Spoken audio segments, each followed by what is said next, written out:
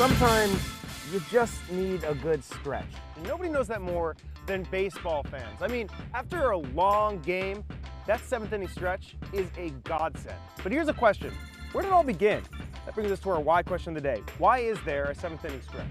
Well, let's start with one of the most popular theories out there. It has to do with one of our former presidents who was, let's just say, well-rounded. We're talking about William Howard Taft. Unfortunately for him, he's often remembered for his size. He was well over 300 pounds.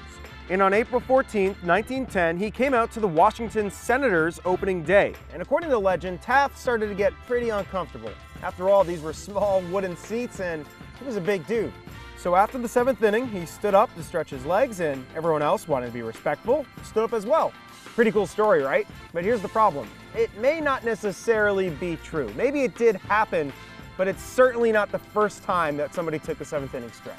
For example, let's introduce you to brother Jasper Brennan. He brought baseball to Manhattan College, to these guys, this team. And they had this policy where the students in the stands were told not to move from their seats until the game was over. And so you can imagine on this one really hot, muggy June day, the people in the crowd were getting a little antsy. They were college students. So Jasper had this idea. He thought, let's tell the students to take a break during the seventh inning just to stretch. So that's the answer, right?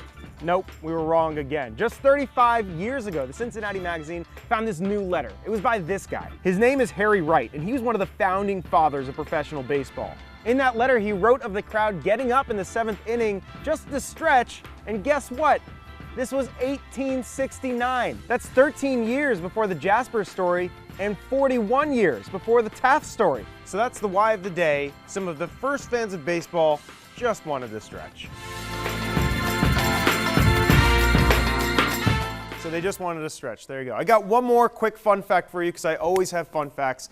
One tradition that definitely did start when Taft visited that opening day in 1910, he threw out the first pitch. And that became a tradition, of course, for decades for the president to come and do that first pitch. Now you know. Look, so do you have a why question for me? You could send it to me on Twitter at @Koslof, on Facebook at Evan Koslof Reporting, or you could just email me, ekoslof@wsa9.com.